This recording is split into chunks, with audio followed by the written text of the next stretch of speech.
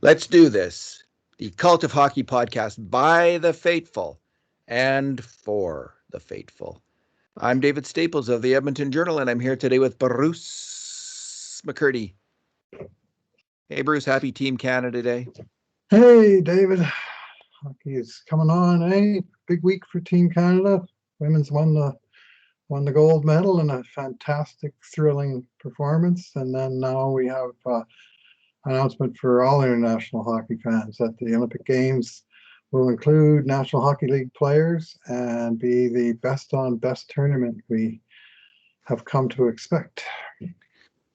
Yeah, I'm happy, Bruce. If you ever wanted to boycott a country, China would be high on the list right now, with their list of international misdeeds, including what looks like a genocide situation with the Uyghur people. It's ghastly what's going on in China. Yeah. At the same time, I think it would be kind of honest, like I'm in the camp of keeping politics out of sports. We go to sports to divorce ourselves from the real world, to have a respite from politics. So, I think that's increasingly important and something to focus on. We need these places that are kind of just fun, just a little bit of escape from our daily lives. So there's that. The other thing, Bruce, about this thing, for me at least, is if we want to get serious about China and their human rights record and their environmental record, we should do it on those fronts. And, there's things we can do with trade. There's things that we can do with diplomatically with China. And if we're serious about those issues, we will do those things. To me, to boycott the Olympics without doing those other things is the mark of a non-serious people in a non-serious country. And it would be kind of virtue signaling without having virtue, without taking the real steps that we need to take with China. So for those reasons, plus I just want to see Connor McDavid on Team Canada in the Olympics. I'm happy that I'm okay that we're doing this, and I'm happy that we're doing this. What are your thoughts? Well, my thoughts are that all the countries, none of them have a spotless record, and we need to set a better example on a number of fronts, and before virtue signaling much of anything. But anyways, it's I thought both Olympics that featured the boycotts in the 1980s were much the poorer for those, and I'm not really sure how much got accomplished by the boycotts. The Moscow Olympics in 1980, and then of course Los Angeles next Olympiad were both less than what they could have been, just for that reason. There's no doubt about that. So let's move on to the happier topic of which Oilers might be. So today we're going to talk about which Oilers are going to be on the Olympic teams and various Olympic teams. And we will also look at the final top prospects on our list, which are Philip Broberg, as they say in Sweden, Evan Bouchard, and Dylan Holloway. Bruce, I don't know if the Oilers have ever had a three. I mean, when you have Connor McDavid, of course, on your list of top prospects, that kind of alters the list. But in terms of like ripe to overripe depth of outstanding prospect level talent, this is the best the Oilers have had since we've been doing these lists. So we'll get into that. Bruce, Darnell, of course, Connor McDavid's going to be on the Olympic team. What do you think about Darnell Nurse's chances? What do you think his chances are on the Canadian Olympic team? Well, I would suggest that would be the team he'll play for. Indeed. Yeah. I mean, we have two absolute slam dunks from the Oilers, and McDavid for Canada, of course, and Leon Draisaitl for Germany. And I just wrote a post about other Oilers that might have a shot, and there's three that I came up with. But Darnell Nurse is clearly the sort of the leading candidate of the three. And I'm sort of nudging towards the 60-40 camp that he does make the team. Yeah. And it's for all of them, I think it's dependent on how they play and how other candidates play in the opening couple months of the season leading up to the time they announce the roster. It's not like the World Junior where they go to a camp and they compete directly against each other. They just play games, and Brain Trust will make their choices based on that. And if Nurse carries on where he left off in 2021, which where he left off was with an amazing 62-minute performance in Winnipeg. Let's remember that. I mean, he is a workhorse stud defenseman, um, of which there'll be several on Canada. But I have him at a little above the 50-50 mark. It's the longest thing from a guarantee. There's some good players. I mean, you wrote a column about this over a year ago. I cited in my post, and you listed 5 left shot defensemen in their mid to late 20s, kind of in the primes of their respective careers, that will all be sort of vying for a spot. And let me just find them. Morgan Riley, 27, Shea Theodore, 26, Thomas Chabot, 25, Darnell Nurse, 27, Josh Morrissey, 26. And that's the age that they will be in February when the puck drops for real in Beijing. And so and you can add a couple of names to that list now, right? Mm-hmm. Jacob Chychrun had an outstanding season in Arizona. Mm-hmm. Let me just see here. I guess you could add his name. That's about, in terms of players really in the running. Now, some people, I'm not sure, there's Pulock and Pelech, Adam Pelech and Ryan Pulock. Pulock's a righty. So Pelech, lefty. He's a real good player. Now, both of those players are they're like Morrissey. They're more in the defensive defenseman camp. Mm-hmm. They're not big point producers. And I can't speak to their skating. I think that one of the things where Nurse might have a bit of an advantage is he's a little different than those other defensemen. He's more of a rugged player. He's really big and he skates well. That might be a factor in picking him. So I think Devin Taves of the Avs has also moved up. He put up strong point scoring at even strength last year. He was strong on the power play in Colorado as well, and got a lot of ice time. So a really good player in the prime of his career on a good team. He doesn't have a big name. Like Devin Taves isn't, he's not Drew Doughty in terms of having a big name, or Brent Burns even. But I think he will have a shot, especially if they want to go with pairs. Like they could go with Taves and Makar, although I'm not sure if Makar and Taves play together regularly in Colorado.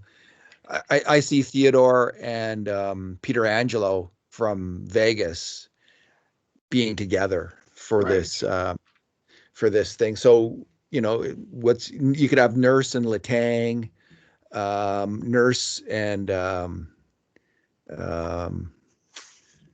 who's the other? Doughty could still make the team. Doughty, possible. Dougie Hamilton, of course, will be also in the running.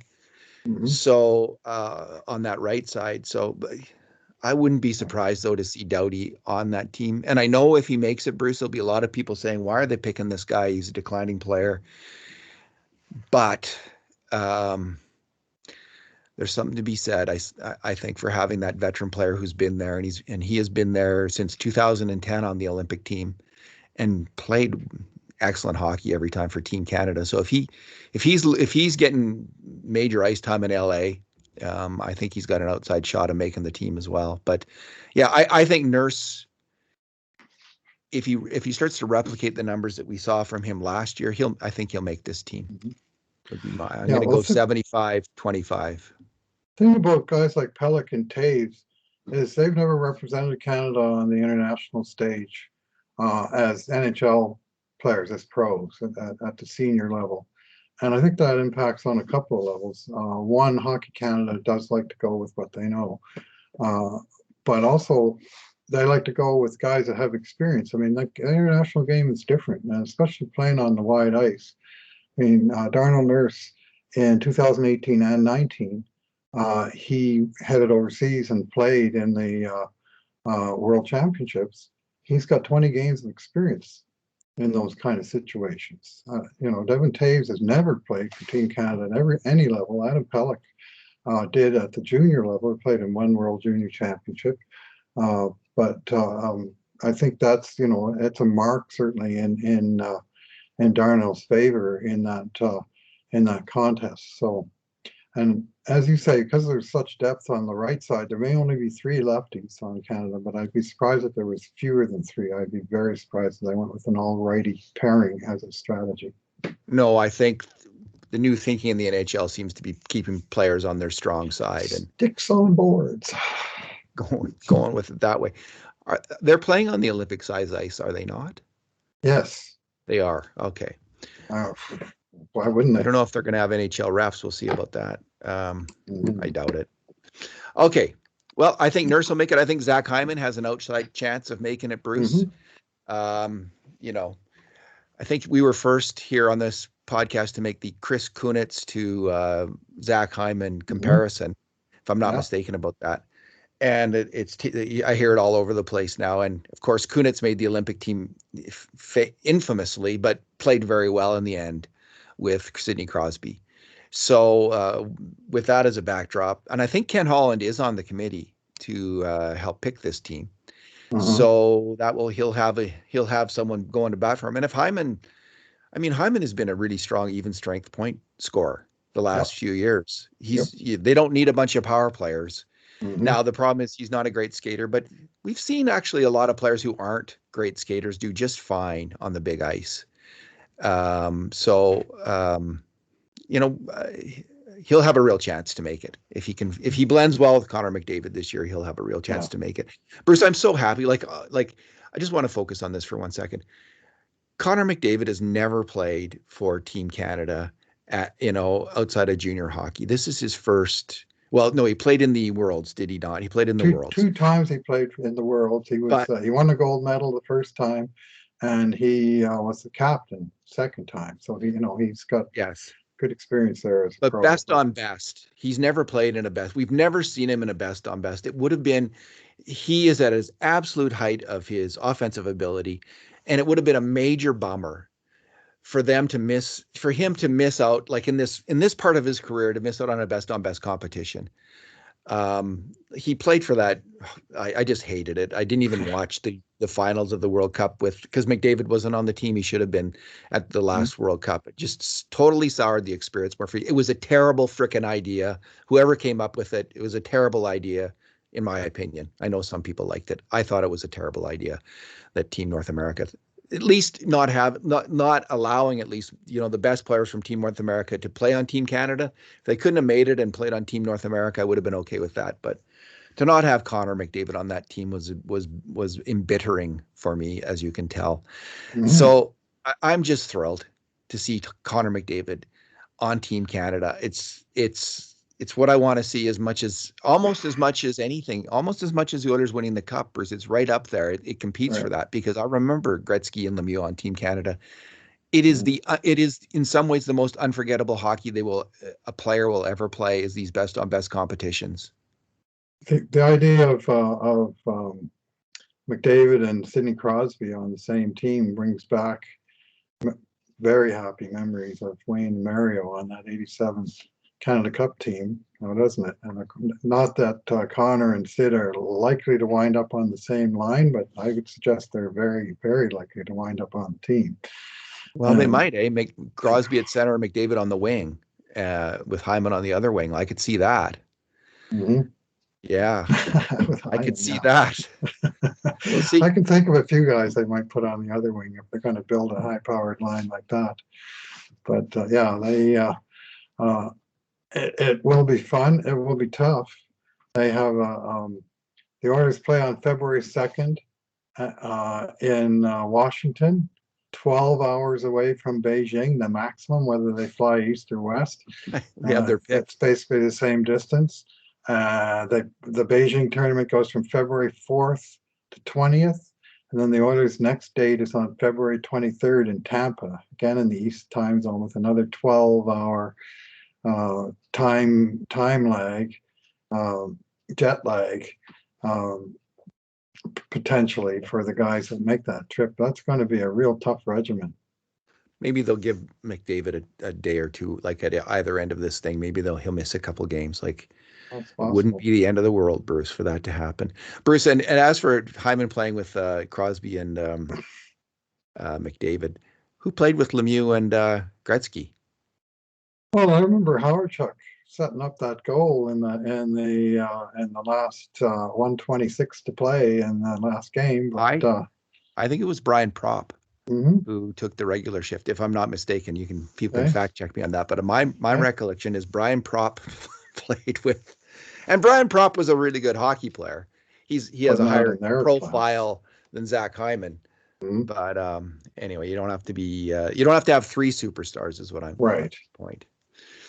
Yeah, Draisaitl. So they're good. I wonder what the score. Okay, what's your prediction? Team Canada versus Team China. If they're in the same group, They are. they are in the same group. Yeah. Oh wow. USA, China, Canada, and one other team that I can't recall right now. Oh wow. Germany. Okay. Germany. Oh, oh really? Yeah, Oh Deutschland. cool. So Leon So gets to play Draisaitl. against Canada and the US Yeah, and that's China. good. That's Okay, not.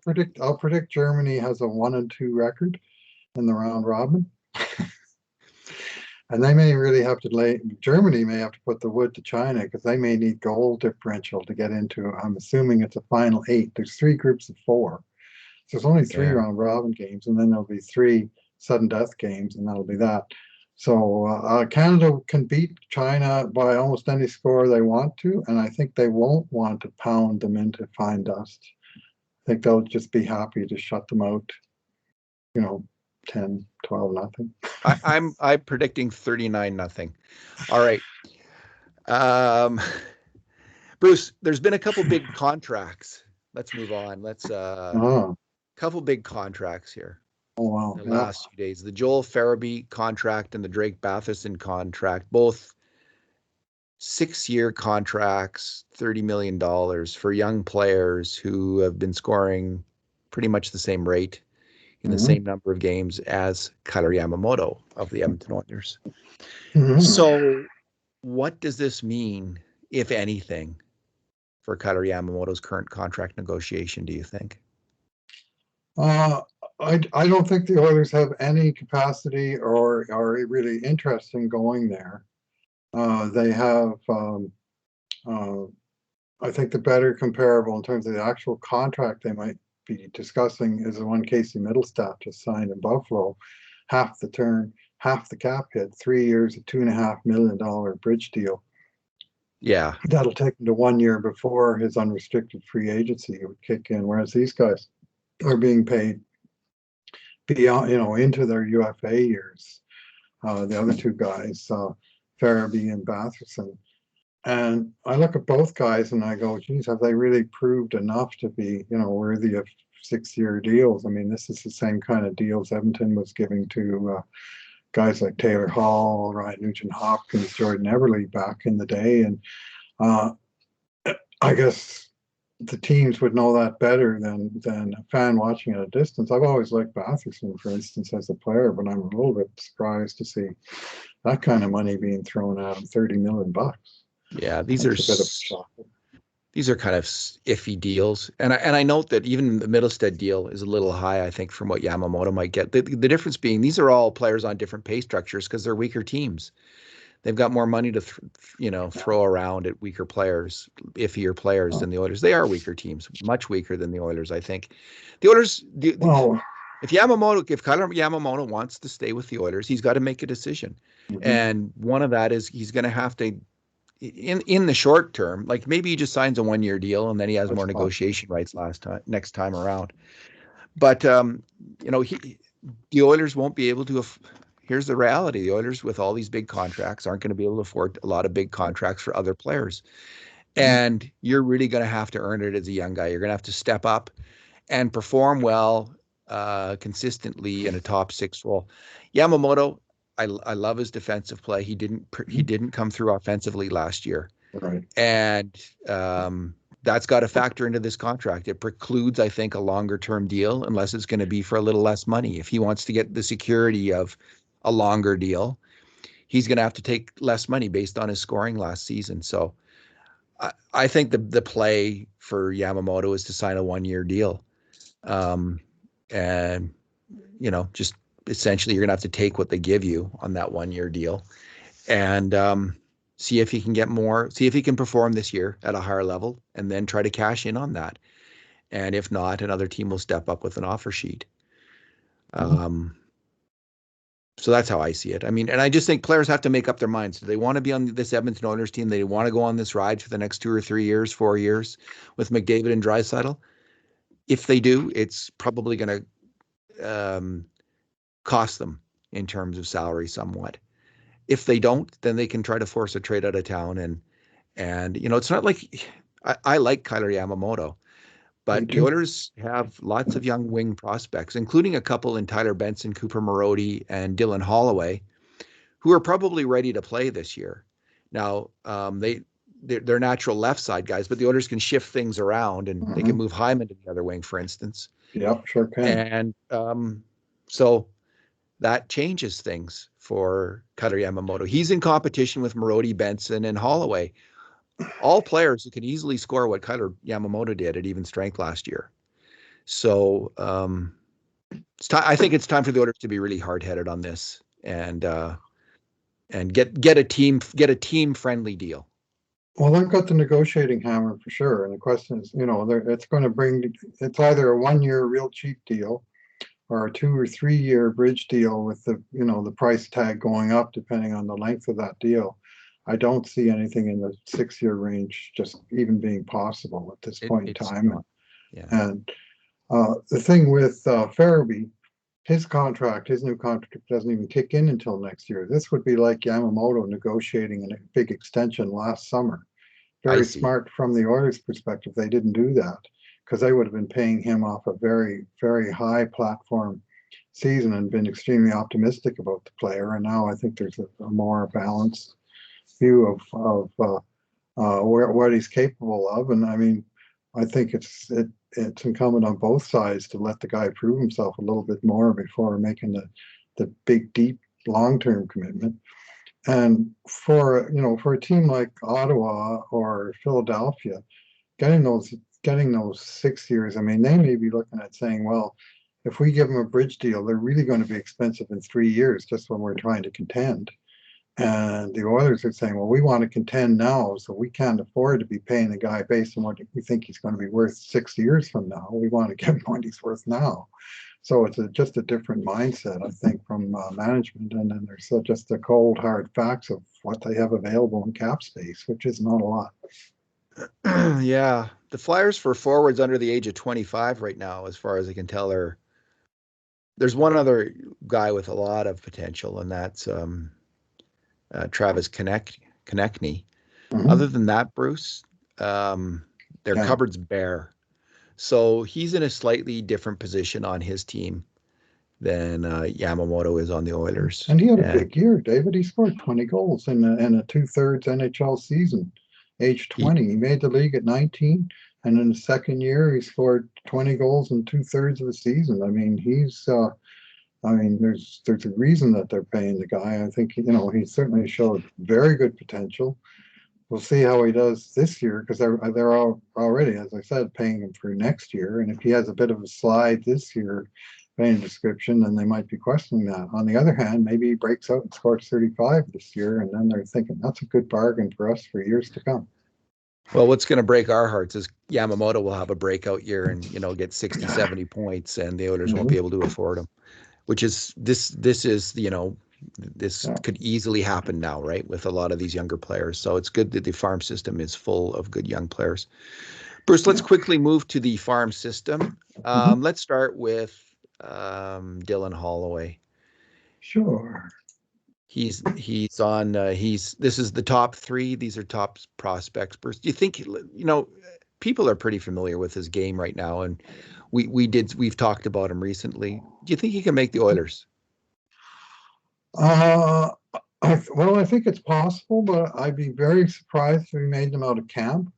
I think he's a guy that will go down and do his reps at the minor pro level and get a recall to the Oilers. And whether that's a month into the season or second year of his career, it's too soon to confidently make that call. I think it's very possible he'll get NHL games this year. And it may just be a matter of how do the injury guards have their say, because he'll be on the recall list for sure. And when he gets his chance, if he seizes the day, he's here. It's a matter of is he going to be ready to do that right off the bat? But he's certainly a very tantalizing prospect. If Yamamoto's not there in camp, and I'm I don't see there's any indication that won't happen, but yeah, players like Holloway and Benson and Marody have a much better chance. Holloway is a fantastic skater. I mean, we dug into this last podcast because he got a kind of a lukewarm review from The Athletic, from Corey Proman of The Athletic. So we talked about him then, but what he brings is great speed, size, and intensity, and some amount of skill. And that's what we don't know, is how much skill is going to be there in terms of making plays. But there's enough of those other things where he could be a top line player, second line winger, or a first line winger, or the 3C spot. And that is in the core 12, right? There's 7 forward spots in the core 12, and the top 6 forwards on the top 2 lines and the third line center. Holloway could eventually be that guy. So yeah, I'm really looking forward to seeing him play. I think he's gonna surprise. Like, it's gonna be his amount, the amount of speed he brings to the game, and that the forechecking hustle. The Oilers are going to take a look at that and think, man, maybe we want that on our team. Maybe we want that now on our team. It could be an irresistible package for them to turn down. And I think defensively, which is the big question for all young players, can they hold their own? Well, if he's on the wing, again, I don't, the reads aren't as difficult. The responsibility isn't as great. I think he was a strong defensive player in college hockey at center. So I think he can be just fine on the wing at the NHL level. So I actually think it's more of a coin flip. Whether he makes the team right at a camp, I think there's a real chance. Good face-off man too. His rep in college is very good on the dot. So he's because he's a two-pronged player that can play center or wing. I'm very confident in projecting him as a future Oiler, because the team has needs at depth at center. Obviously, the top 2 is well looked after. Well, even then, sometimes they stack those 2 together. And the team, I mean, last year they were weak on left wing. They've obviously dealt with that with the additions of Hyman and Fogle, but they've got still a need for good players on both the port side and down the middle. And I think Holloway's chances of making one or the other, or being a swing guy, is great. I mean, ideally, every time they pair up Draisaitl and McDavid, some other forward has to make the switch from wing to center, and that's been Nugent Hopkins until now. But the more guys you have who can do that, the better, the more flexible your team is, and your coach can be. Philip Broberg, Bruce, what's your take on him? Yeah, I've Broberg and Holloway, one thing they have in common, unfortunately, is that both were dealing with injuries on more than one occasion in 2021. And that would be my last comment on Holloway, is that's my concern, is he got banged up and it affected his performance at the World Junior, according to most people. And then, of course, he got hurt at the end of the college season and was not able to join Bakersfield and play any games at the end of the season. So that hurt his development.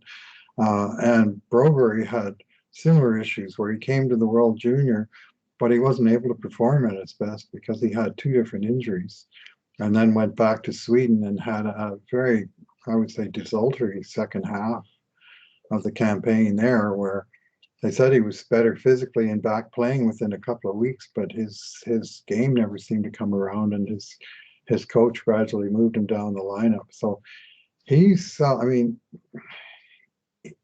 lots in common with Oscar Klefbom. His career development at this point is similar to Klefbom's. Klefbom stayed and played in Sweden for 2 years, got hurt in the second year. wound up being, a pretty good player in time, but he had to spend a season, most of one season and part of a second in Oklahoma City at that time.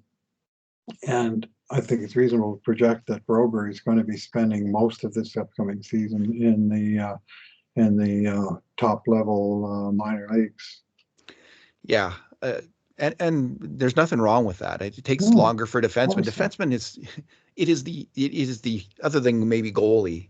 It's the hardest position to master. Center's really hard. But defense, the reads the defensemen have to make in the D zone and all over the ice, just the split second judgments that make, if they make the wrong decision, bam, they are punished, and they are punished not in a way that a forward is, because there's four other guys often behind the forward who misses his check. The defenseman's often the last guy, or it's a 2-on-1 because of him. And so you just can't make those mistakes. And it takes players sometimes a little while to figure out how not to make them. I'm 58 years old playing in a men's league at the lowest level of competition, and I make the 4 or 5 a game where I just completely out of position all of a sudden. It is so easy. And then you just feel terrible because then it's a 2-on-1.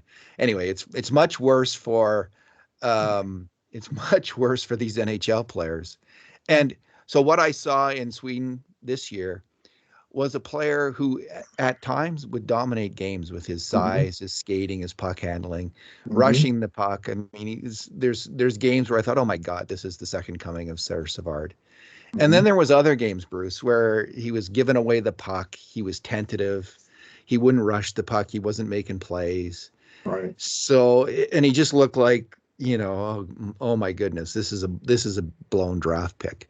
So somewhere in between there is probably where he ends up. But the things that make me think he can be a top 4 NHL defenseman are many. His size and his skating agility and his puck handling ability at the top of those lists. And when he starts to think and read the game, as an older, more mature defenseman will do, as he, in 1 or 2 or 3 years, he's going to be really good for the Oilers. That's still what I think. And I know there's still a lot of angst and about where he was drafted ahead of certain players.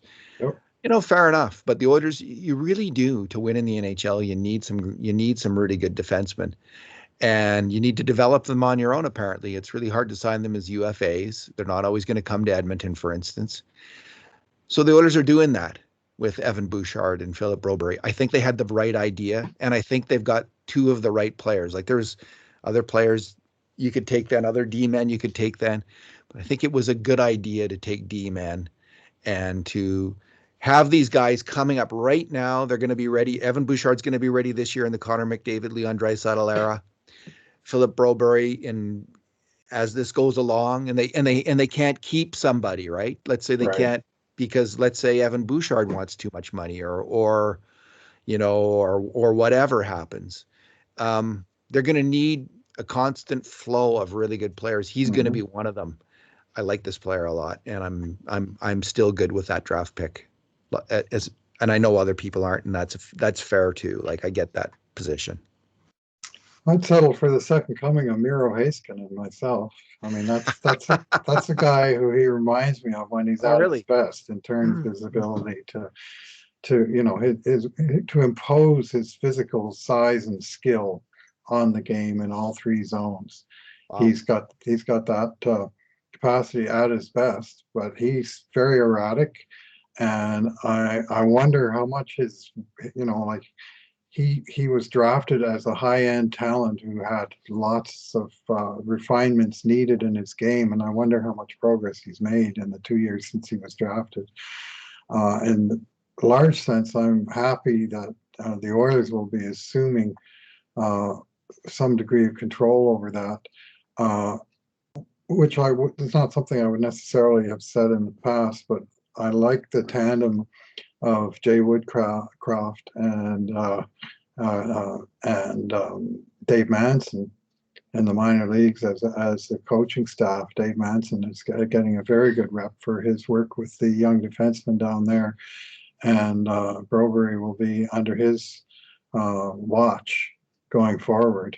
And so he's got uh, the organization now is not in the case of, well, we'll leave him with his team in Sweden and hope they do the right thing. And they have their own interests at heart, and their own interests, top of the list at the minor league level, is to do develop players for the NHL. And so he's going to be a very, very high priority for that coaching staff. Yeah, there's not a higher priority that looks like to be heading to that team this year, unless Holloway is heading there. Like so those two players are kind of tied. So the excuse me. On that team, on the left side, we have Marcus Niemelainen, Philip Broberg, and maybe William Lagesson if he clears waivers. I think he probably would clear waivers if they send him at the right moment. And on the other side, they have probably Philip Berryland, Mike Kesselring, Dmitry Samarukov, Phil Kemp, Vinny Desharnais. They're stacked on the right side. They got a lot of guys on the right side there already. Now, Samarukov may play on the left side. He's actually likely to play on the left side. So if you have Lagesson, Broberg, and Samarukov on the left side, where that's too much. Like Niemelainen, is he gonna play then? I mean, maybe I don't know what's gonna happen with Lagesson. It's almost like they've got to decide trade him if he's not going to make the Oilers, because you start to get in a place where you're actually blocking other players, right? Like Niemelainen, and maybe that's okay. Well, yeah, Lagesson's going into his draft +8 season. Maybe it's time for him to make the step up and actually seize his spot on the NHL roster. Well, he's in tough. It's Nurse, Keith, Chris Russell, Slater Cuckoo, William Lagesson. There's 5 guys. So, that's a lot of competition for him. All right, Evan Bouchard, Bruce. I'm going to say, in retrospect, the biggest mistake the Oilers made last year was not finding a way to get Evan Bouchard in the lineup. He was clearly ready for NHL duty. He would have helped them in the playoffs, I think. He might have scored a key goal in the playoffs when that team really needed one. And he's going to play this year, obviously. They didn't clear out. They were going to clear out a veteran right shot D-man one way or another. They ended up keeping, I think they envisioned Tyson Barrie moving on and keeping Adam Larsson, but it turned out Adam Larsson decided to go. So they've kept Barrie, they brought in Ceci, and Evan Bouchard's going to get his chance. I'm delighted with that. I think he's a fantastic offensive hockey player. I think he's got a higher end on the attack than Tyson Barrie does. I think he's got a better shot. He's a better passer, and he reads the game better than Tyson Barrie on the attack, which is saying a lot, because I think Tyson Barrie is just a really fine offensive attacker and puck mover. Yep. But I think Bouchard, I love his hockey IQ. I love his reads, and his calmness with the puck. Just really impresses me. So I can't wait to see him get his chance in the NHL. He's not a rookie, because otherwise he'd be in the running for Rookie of the Year. But yeah, because he played seven games on a tryout one year before he was even officially under NHL contract. The archaic rules of the NHL, which were established in the 1940s or 50s about the Calder Trophy eligibility, back when the amateur tryout maximum was 5 games, so they set the limit at 6 as being a player. Well, now the amateur tryout is 9 games. They really should upgrade it to 10 to count as an NHL season against the guy's record. But for that reason, he and many other players get screwed on their eligibility for the Calder Trophy, the All-Rookie team, and so on. He's played under 25 games. To me, he's still very close to being an NHL rookie. He does have some experience. He got some good experience last year playing in Sweden for a significant part of the season, and then time in Edmonton, lots of practice time with the club, but just didn't get that many games in because the 3 right-hand shot defensemen ahead of him were all healthy, with the exception of that 1 month that Ethan Bear was hurt, and that's when Bouchard did get to play, and he looked, I thought, pretty good. I really liked him. I Mhm. thought he was coming along just fine, and I was not happy when he went out of the lineup. So, I can understand they needed to play Ethan Bear. And in the end, Mhm. Ethan Bear had a lot of value as a trade chip. Warren Fogle was a player that a lot of teams wanted. And he's the Oilers got a possible top six, definitely third line winger in Fogle Right. for Ethan Bear. So they got high value there for that player. Mhm. Let's just quickly, Bruce, finish off with the NHL brought out their COVID rules yesterday, and the key part of it is there's some ability to suspend a player if he gets COVID, if he's unvaccinated and he gets COVID, to suspend him. But I think the real message for the players here is get vaccinated in no uncertain terms. And it's Yep. spelled out by the rules. The incentive to get vaccinated is huge because, and some people will say this is coercion, having such rules, but here they are. This is from Elliot Friedman's description of the rules, and he says there are stiff rules for unvaccinated players on the road. They cannot enter internal venues other than the team hotel, practice facility, or game arena. They are not allowed to use the hotel gym, pool, sauna, steam room, or other shared facilities. They are not allowed to have teammates, team staff, or visitors inside their hotel room, with the exception of fully vaccinated family. They are not allowed to leave the hotel to eat or purchase food or use any restaurant bars in or out of the hotel that are open to the public. They can't pick up food except where the restaurant provides curbside pickup. That does not require entrance to the main restaurant. They're essentially in prison on the road, Bruce, confined to their room without any friends. It's, except, for team events, team meetings, for team stuff. So this is what they were living under last year. It's extremely harsh and difficult.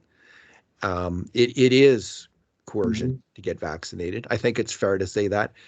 But the NHL and the NHLPA, interestingly, they got to sign off on this, I believe. Yep.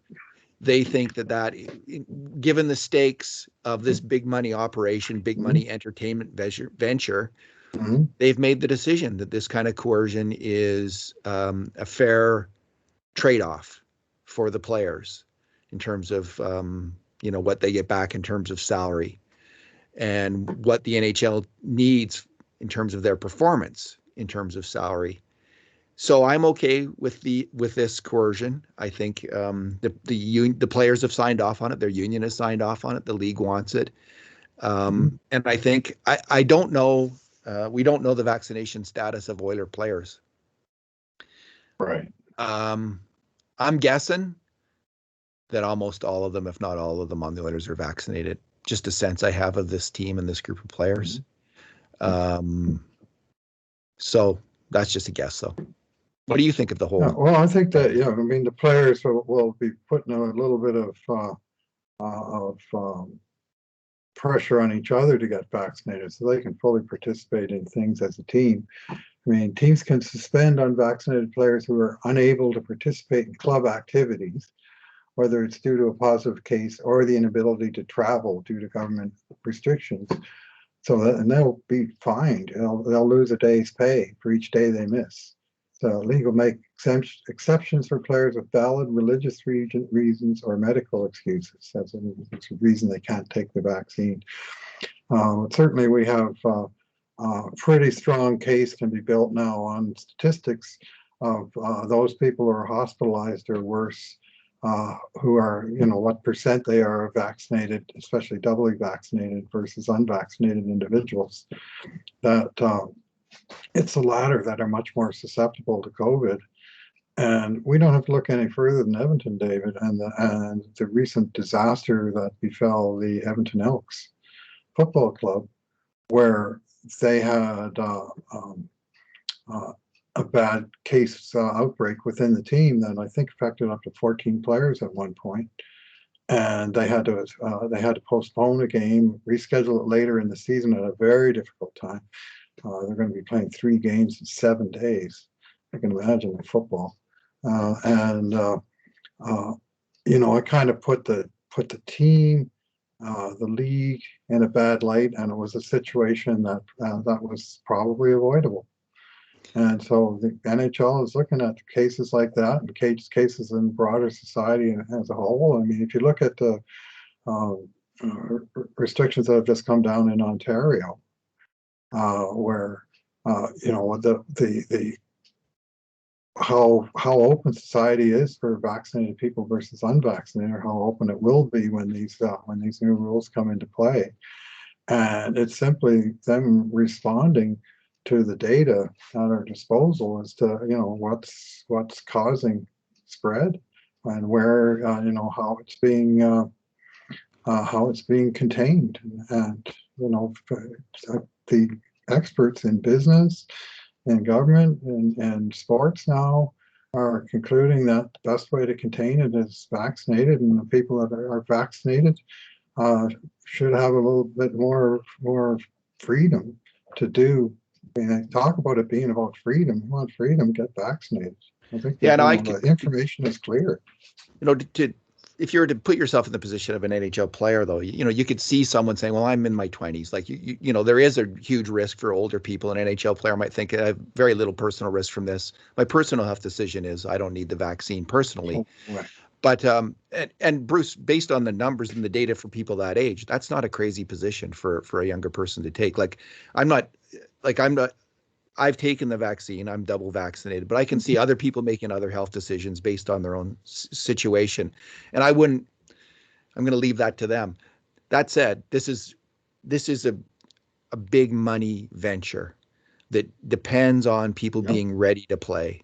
And that's why the union has signed off on this. That's why the NHL has brought this in. They're existing within a society which has the need, as a group, we need people to get vaccinated. So that's the context of all of this. So in that situation, the needs of the many outweigh the needs of the one. The NHL and the NHLPA have decided, and it's their decision to make. And on that level, I support their freedom to make it, their ability to make that decision. I think that they've probably made the right one here. Bruce, I got to run. Right. So I'll just add that any demographic, even 20s, unvaccinated are much more susceptible than vaccinated, and there are other outcomes besides death and hospitalization to take into account. A case of myocarditis could be a career ender for an athlete. Yes, and we saw we did see COVID Marco Rossi, and sure. But again, to me, that's anyway. Let's just leave it there. All right, Bruce. Thanks for talking today. Thanks for listening, everyone. And in the meantime, and in between times, this has been another edition of the Cult of Hockey podcast.